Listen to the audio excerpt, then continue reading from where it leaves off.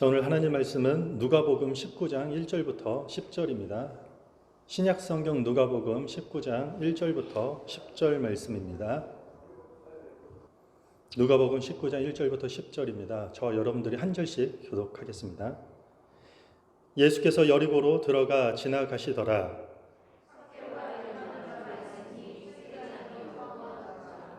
그가 예수께서 어떠한 사람인가 하여 보고자 하되 키가 작고 사람이 많아 할 수 없어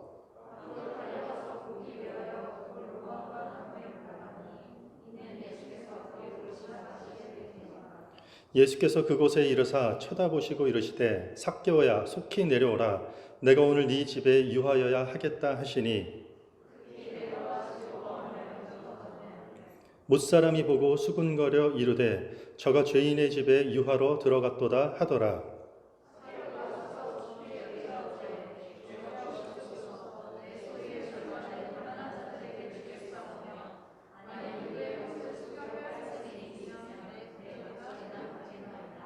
예수께서 이르시되 오늘 구원이 이 집에 이르렀으니 이 사람도 아브라함의 자손이미로다.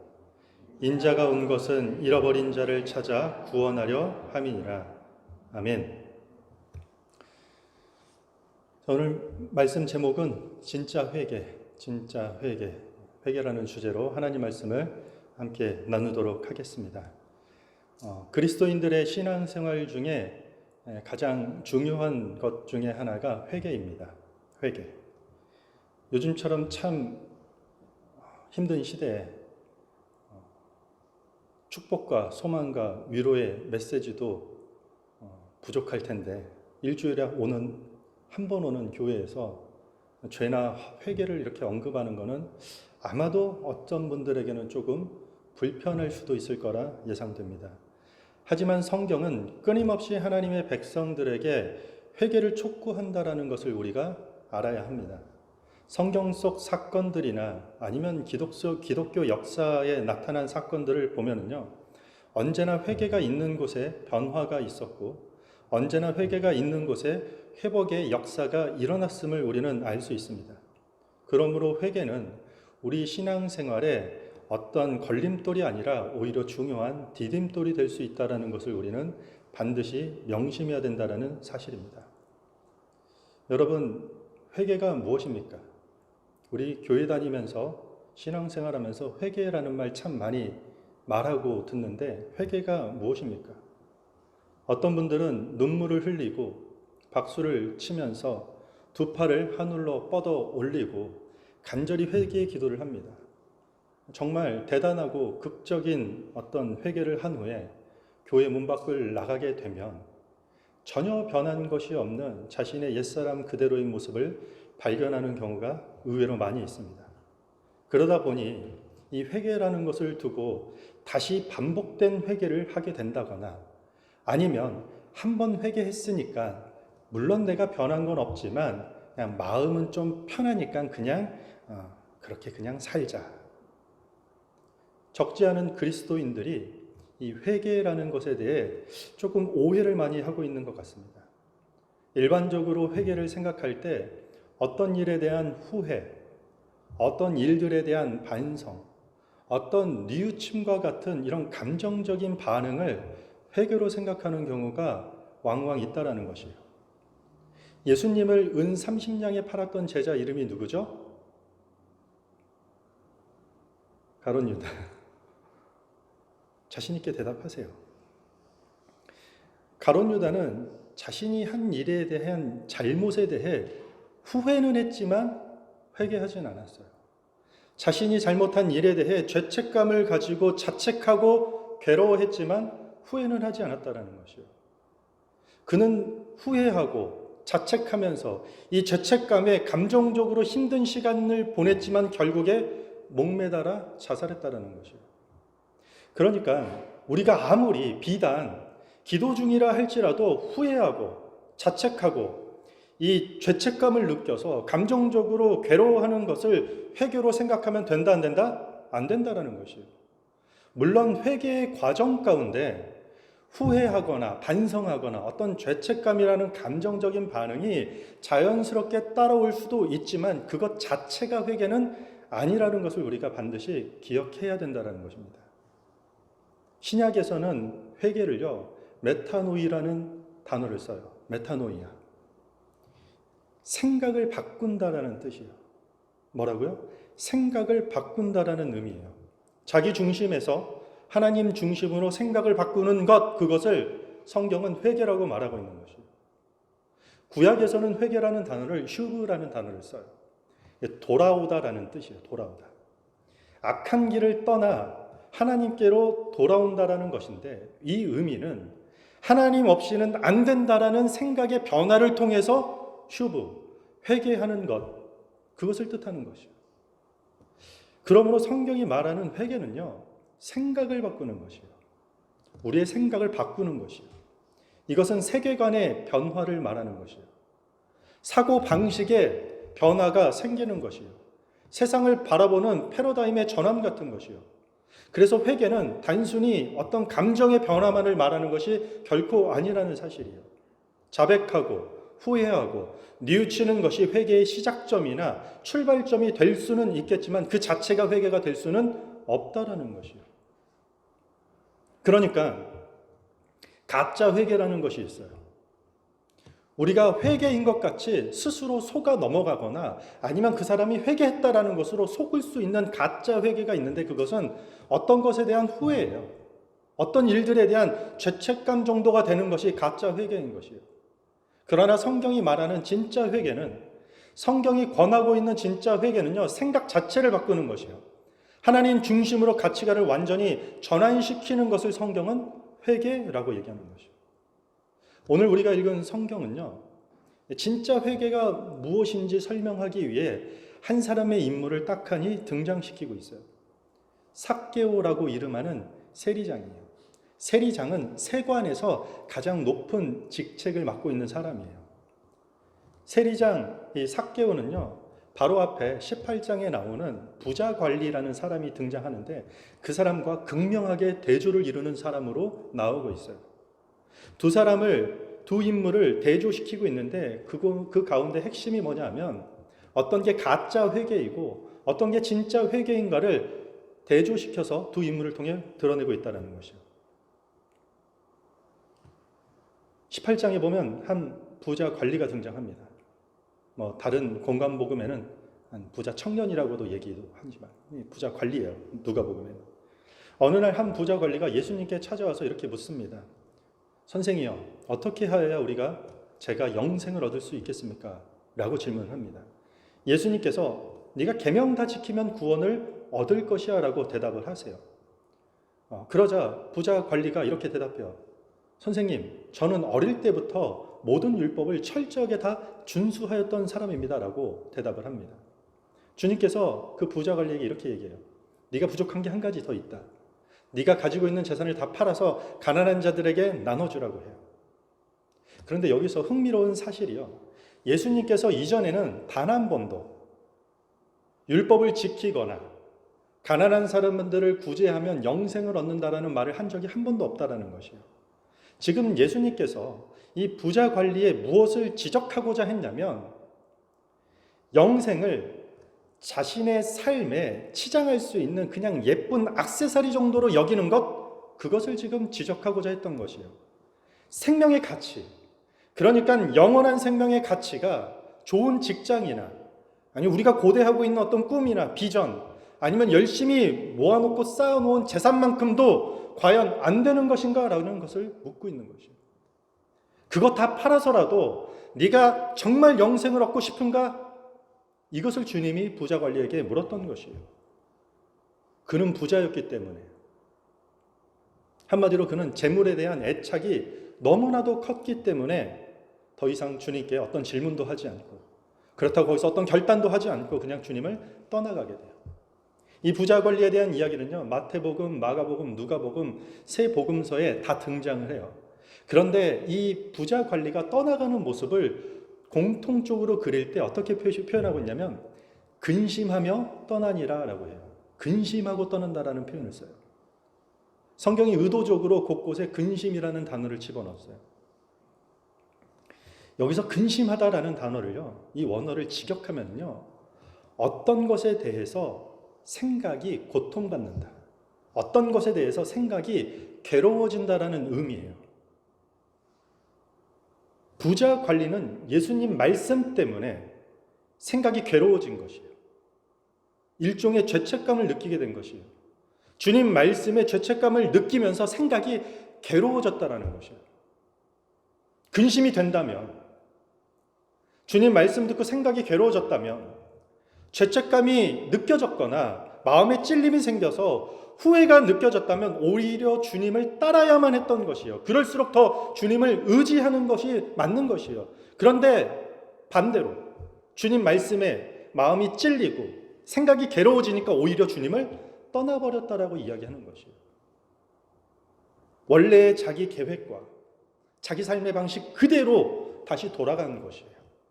주님의 말씀에, 주님의 권면에, 주님이 말씀하시는 그 어떤 가치관에 변화를 두기 싫어하고 그대로 내가 했던 방식을 고수하기 위해서 그냥 떠나갔다라는 거죠.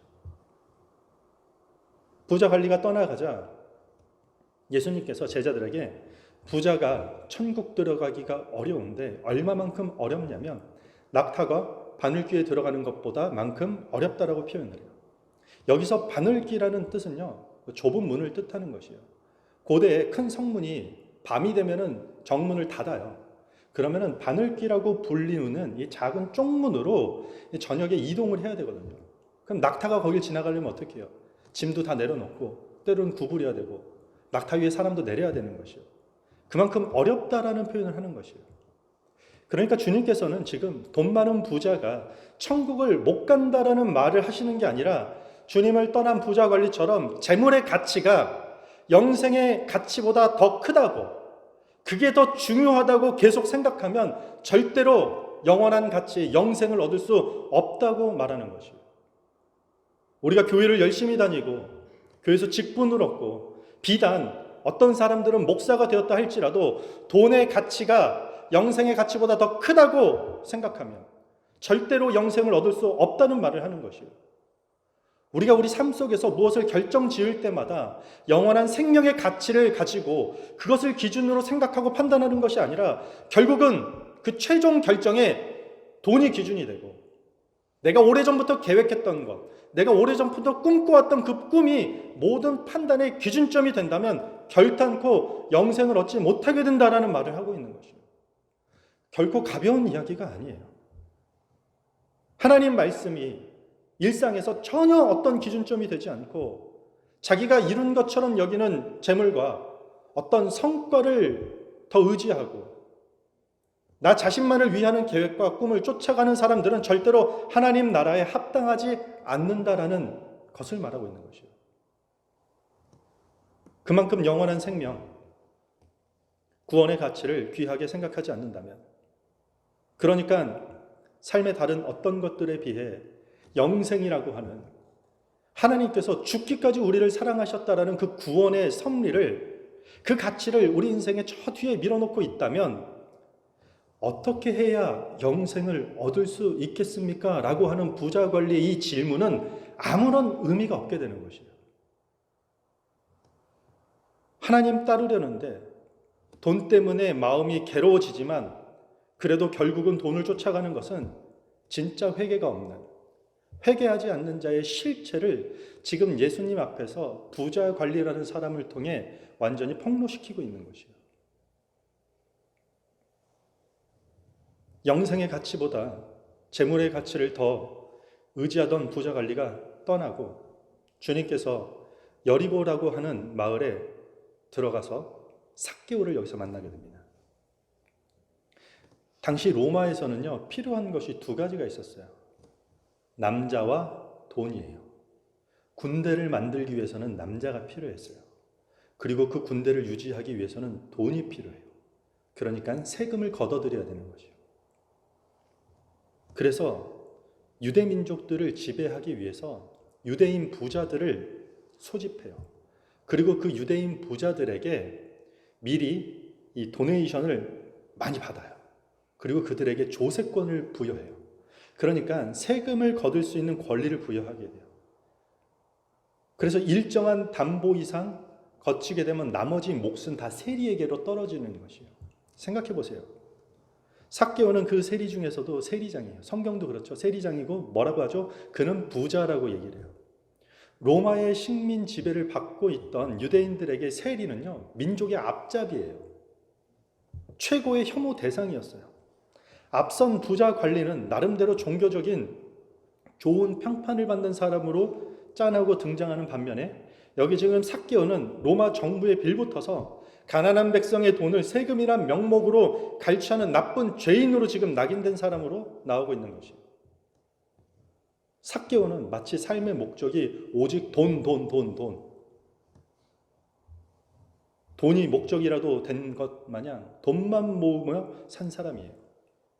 그런데 오늘 본문을 보면요, 삭개오는 다시 하나님께 돌아가고 싶어 했다라는 것이에요. 예수가 자기 마을에 지나간다라는 소문을 듣고 나가요. 근데 키가 작아서 군중들이 많으니까 보이질 않는 것이에요. 주변을 돌아보니 일명 뽕나무라고 하는 돌무화과 나무에 삭개오가 올라갑니다. 삭개오는 키에 작은 컴플렉스가 있다는 것을 성경이 말하려고 하는 것이 아니라 그의 간절함을 지금 드러내고자 언급하고 있는 내용입니다. 그가 어쩌다가 세리장이 되었는지, 아니면 얼마나 많은 돈을 모았는지, 아니면 자신과 같은 세리였던 마태가 예수의 제자가 어떻게 되었다라는 소식을 들었는지 모르는지 우리는 정확히 모르겠지만 확실한 건 삭개오는 주님께 돌아가고 싶은 간절함이 있었다라는 것이에요. 돌무화과 나무에 올라갈 만큼. 그런데 용기가 나지 않았어요. 길거리에 맹인 거지도 나사렛 예수여 나를 불쌍히 여겨 주시옵소서 용감하게 소리 질렀는데 자신은 사람들로 하여금 죄인으로 낙인되고 민족의 앞잡이로 찍혀있기 때문에 주님을 바라보지만 부를 용기가 없었던 것이에요. 부자 관리는 자신이 영생을 어떻게 하면 얻을 수 있을 것이라는 그 확신을 가지고 주님께 찾아왔던 반면에 삭개오는 그럴 자신이 없었어요. 이 당시 거지도 세리의 돈은 받지 않을 정도로 모두가 세리를 미워했기 때문인 것이에요. 그런데 예수님께서 먼저 삭개오를 알아봅니다. 삭개오야, 나무에서 내려오너라. 내가 오늘 네 집에 유하리라. 삭개오의 집에 머물겠다라는 거죠. 성경은 보면 삭개오가 급히 내려와 즐거워하였다라고 해요. 뭐가 그렇게 즐거울까요? 병 고침 받은 것도 아니고 어떤 인생의 심각한 문제가 그 자리에서 해결될 것도 아닌데 왜 그렇게 기뻐했을까요? 부자 관리에겐 없었던 그 간절함, 구원에 대한 간절함이 삭개오에겐 있었기 때문인 것이죠. 삭개오는 부자 관리처럼 어떻게 하면 영생을 얻을 수 있습니까? 라는 질문도 하지 않아요. 삭개오는 종교적이지도 않고요, 신학적이지도 않아요. 그럼에도 불구하고 그는 기뻐했고 진지했고 절실했고 주님 만난 일이 가장 소중했던 것이에요. 주님을 모시고 집에 들어와 예수님이 자리에 미처 앉기도 전에 삭개오가 서서 주님께 이렇게 고백합니다. 오늘 본문 8절을 보면은요, 여러분들 함께 읽겠습니다. 시작.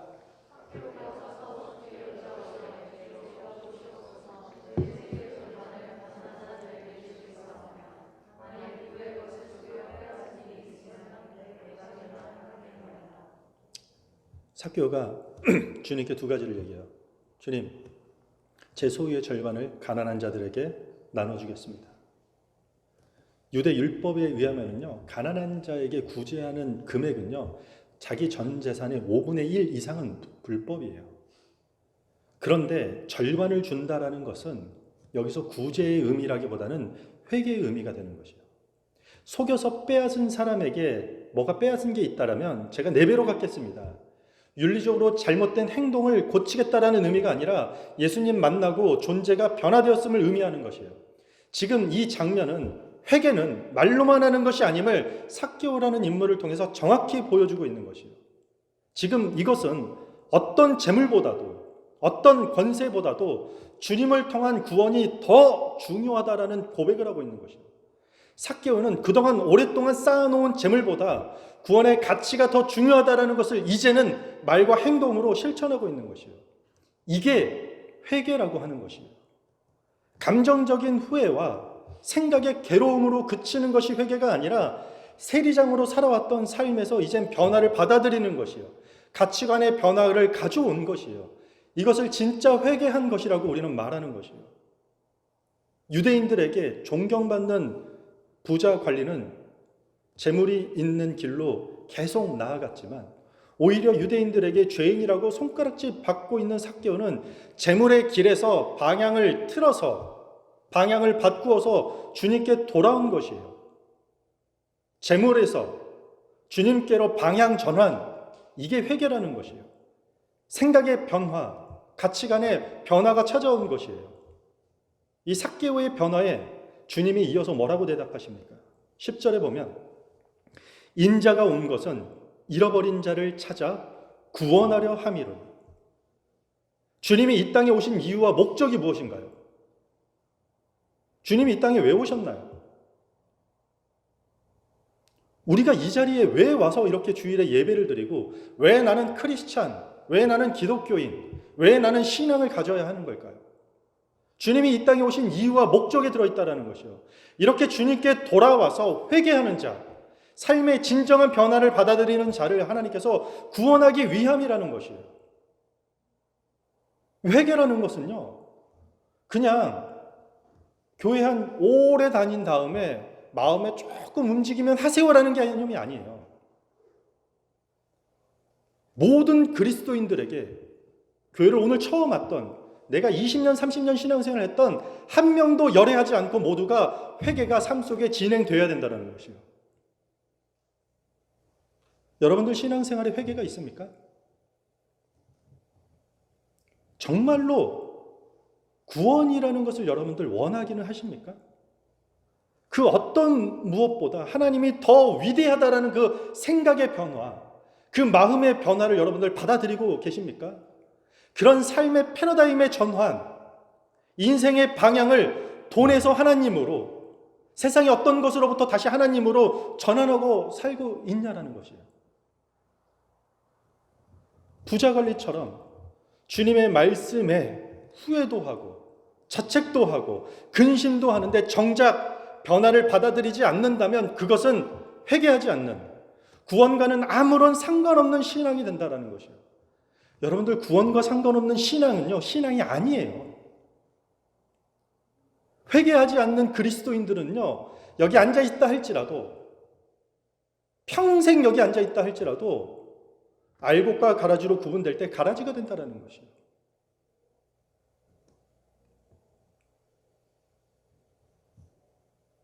회개하시기 바랍니다. 저와 여러분 우리 모두 회개해야만 합니다. 상대적인 나만의 가치관에서 절대적인 하나님의 가치관으로 생각을 우리가 바꿔야만 합니다. 나 중심에서 하나님 중심의 가치관에 전환이 반드시 있어야만 되는 것이에요.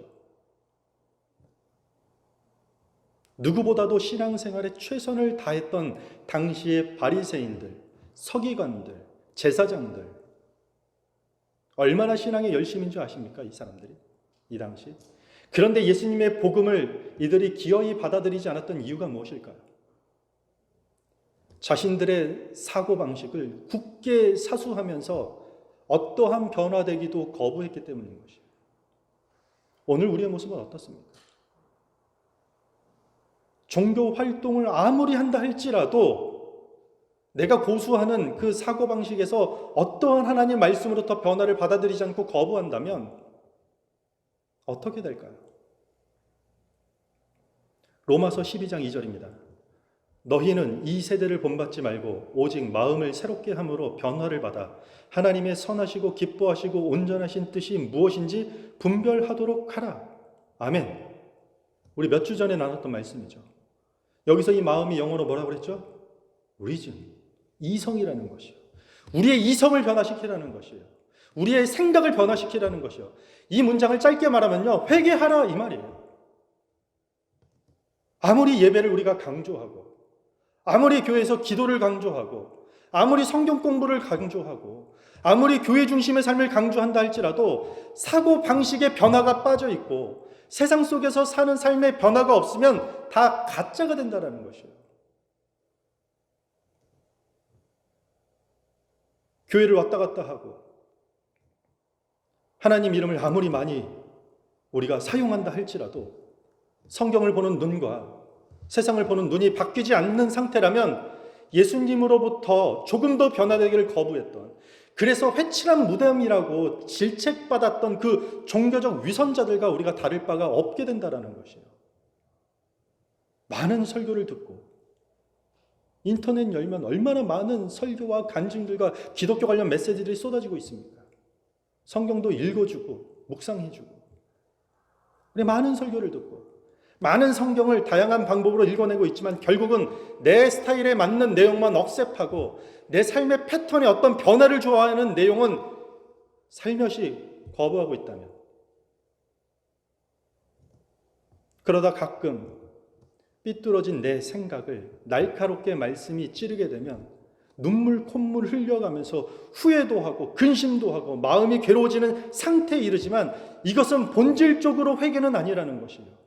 기도하고 눈물을 흘린다 할지라도 가치관이 바뀌지 않는다면 참된 회개가 될 수 있다 없다? 없다는 것이에요. 기독교는 뜬구름 잡는 그런 추상적인 종교가 아니에요, 여러분들. 선명한 변화를 요구하는 것이에요. 가장 가까운 사람이 알아봐야 돼요. 그게 신앙이에요. 그리고 교제하면 교제할수록 그 사람 안에 있는 하나님이 보여져야 되는 것이에요. 그게 교회예요. 밴쿠버에 얼마나 많은 이민교회가 있습니까? 인구 대비 이민교회가 너무 많아요. 한인교회만큼 예배를 많이 드리는 민족들이 어디 있습니까? 전 세계 유일하게 새벽 기도를 드리는 민족이에요. 수요 예배, 목요 찬양 예배, 화요 어머니 기도 모임, 금요 철야, 어마어마한 많은 것들을 합니다. 그런데 여러분들 굳이 제가 말 안 해도 알 수 있습니다.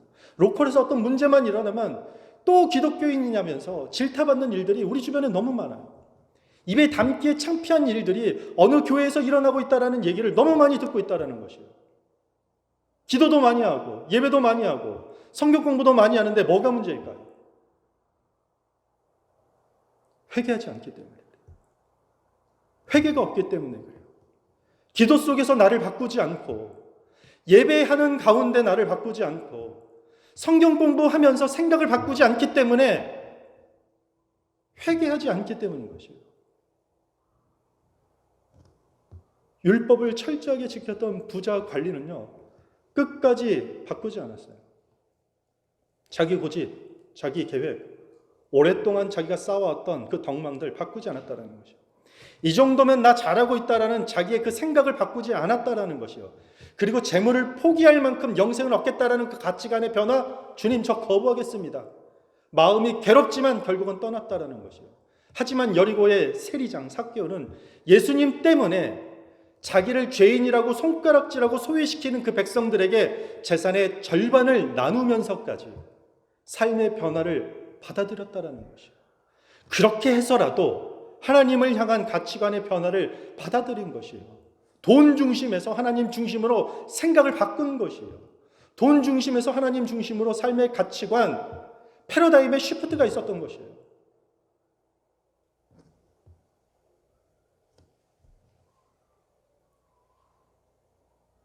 한 달 동안 못 볼 건데 제가 소리를 지르네요. 죄송합니다. 이 말씀을 묵상하다가 막 가슴이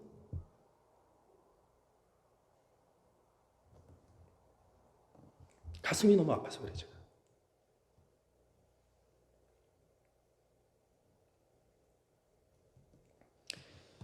어떤 한 사람이 길을 가다가 잘못된 길이라고 생각해서 울기 시작해요. 내가 이 길을 왜 왔지? 내가 미쳤나 봐. 앉아서 대성통곡하고 울어요. 어쩌다 내가 이 길 여기까지 왔을까? 잘못 왔는데. 엉엉 울어요. 그렇게 한참을 울고 나니까 속이 시원해졌는지 이제는 일어나서 가던 길을 다시 계속 걸어가요. 이건 그냥 후회만 하는 것이에요. 잠시 괴로워하기도 하고 잠시 근심하기도 하지만 이걸 우리는 회개라고 하지 않는 것이에요. 그러나 회개는 완전히 달라요. 자기 잘못을 깨닫는 방향을 바꾸는 것, 그게 회개라는 것이에요. 어떤 도둑질한 사람이 진짜 회개했다면요, 눈물 콧물 짜내며 후회하고 반성하는 것으로 멈추지 않고 오늘 도둑질 안 해야 되는 것이요. 내일도 도둑질 안 해야 되는 것이요. 남의 물건에 손대지 않도록 삶을 완전히 바꿔야 되는 것이요. 그게 진짜 도둑놈이 회개하는 거예요. 눈물 흘리는 것이 회개가 아니라 부자 관리처럼 근심하고 마음에 고통이 있다고 회개가 아니라고요. 여러분들 명심했으면 좋겠습니다. 회개는 방향 전환이에요. 생각의 방향을 바꾸는 것이에요. 그러므로 우리는 눈물 한 방울 흘리지 않고서도요, 우리는 진짜 회개를 할 수 있는 것이에요. 생각의 변화는 의지적인 결단이에요. 진짜 믿음은요, 행함을 반드시 동반하게 된다는 것이요. 이 의지적 결단은 삶의 재설정과 변화를 지향하게 되는 삶을 살게 되는 것이요. 하나님 등지고 떠나서 자기를 위한 방향으로 달려가고 있는 것, 이것이 죄인의 모습이에요. 거기서 방향 전환하는 것, 그 자리에서 생각을 바꾸고 그 자리에서 삶의 가치관을 바꾸는 것이 진짜 회개라는 것이에요. 그러므로 우리 모두는 계속해서 하나님을 등지고 있던 어떤 것으로부터 날마다 회개해야만 합니다. 어제 했다면 오늘 회개해야 됩니다. 오늘 회개했다면 내일 다시 또 회개해야 됩니다. 왜냐하면 우리의 본성은 죄성을 갖고 있기 때문에 날마다 조그만 틈만 나면 하나님을 등지기 쉬운 연약한 존재이기 때문입니다. 저 여러분 모두 회개하시기 바랍니다. 이번 한 주간 여러분들 회개하셨으면 좋겠습니다. 오늘 예배가 끝나고 기도하는 시간에 눈물 한 방울 흘리지 않더라도 진정한 생각의 변화, 삶의 가치관의 변화를 결단하고 다짐해서 여러분들의 삶 속으로 돌아가셔서 그 변화를 받아들이시는 진짜 회개의 성도들이 됐으면 좋겠습니다. 주님을 향한 그 생각의 변화, 인생의 가치관의 변화, 이 진짜 회개를 이루는 디렉션 교회 모든 성도들이 되기를 주님의 이름으로 축복합니다. 우리 다 같이